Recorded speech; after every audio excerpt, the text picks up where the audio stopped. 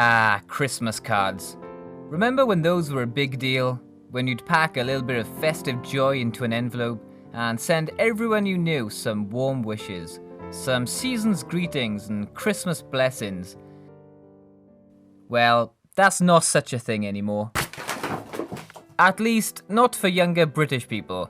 According to global research centre Mintel, less than half of Brits aged under 35 buy Christmas cards these days. Which makes sense. Statuses and festive gifts have taken their place.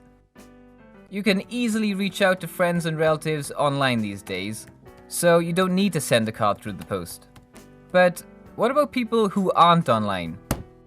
What about those people who don't have family and friends around them at this time of the year? Who's wishing them a Merry Christmas? With so many people opting out of sending Christmas cards, that means some people could go the entire Christmas season without getting a single Christmas greeting. I want to change that, or at least try to a little bit, by sending as many Christmas cards as I can to random addresses across the UK. And hopefully one or two will land through the letterbox of someone who might appreciate it. Originally, I planned to send out 100 cards, but it turns out stamps are f***ing expensive, and I'm pretty skint. So I just bought as much as I could afford. I told the man at the post office what I was doing, and he was actually kind enough to buy me a pack of stamps himself. Thanks, Wayne. And I cracked on with the writing.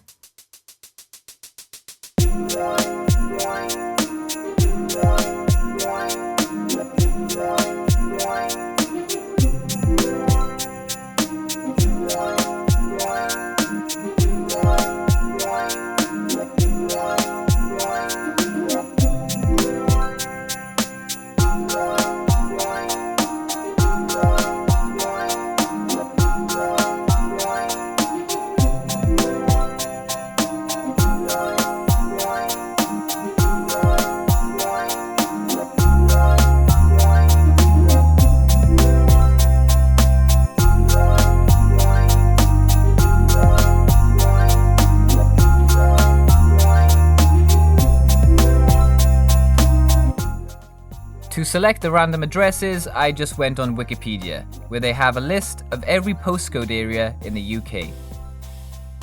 I selected a region, let's use Cardiff, my home city, as an example, which then takes you to a more detailed list of postcodes. I picked another one at random, searched that in Google, which indicated the area on the map, and dropped the little Street View man into a random part full of houses. And there we go, this house is getting a card from me for Christmas.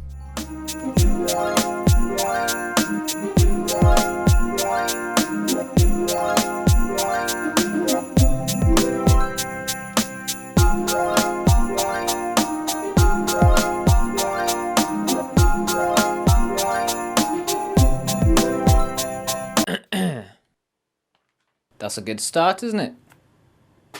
I tried to send these cards as widely as possible. I sent them to Oxford, Newport, Redditch, Bristol, Watford, Manchester, Slough, Neath, Sheffield, Port Talbot, Cambridge, and a bunch of other places. In total, I wrote 30 cards addressed to homes across 26 towns and cities in the UK. And then I sent them on their way.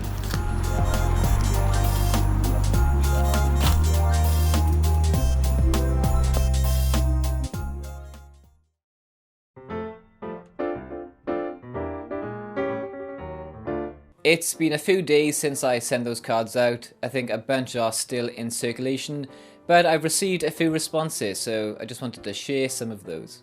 I didn't leave a return address, but I did put my email address in the card so people could respond if they wanted to, and I had a very nice email from someone. Don't know who they are, I don't even know which part of the UK they're from because they didn't say, but they seemed pretty grateful for the card and sent kind thoughts back in 1,000-fold, which was nice. So I'm glad that the card reached them in particular, whoever they are. I also had another email from a journalist in Bristol who received one of the cards.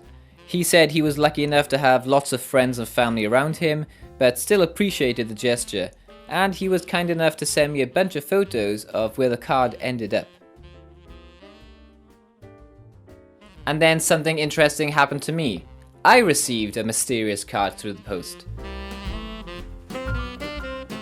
As I said, I hadn't put my address on the cards I'd sent out. This one just had my house number on it, not my address or my name.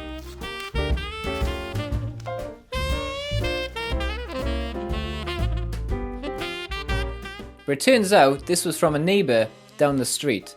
Now, I live on one of those streets where the neighbours don't really talk to each other throughout the year, but they'd sent me a card regardless. So this was a nice reminder for me. As well as sending random cards to random strangers all across the UK, it's also worth remembering the strangers closest to you. Whether this is your first card of the season or you've received plenty from friends and family, it's always nice to receive one, so I made sure that I gave them a card in return.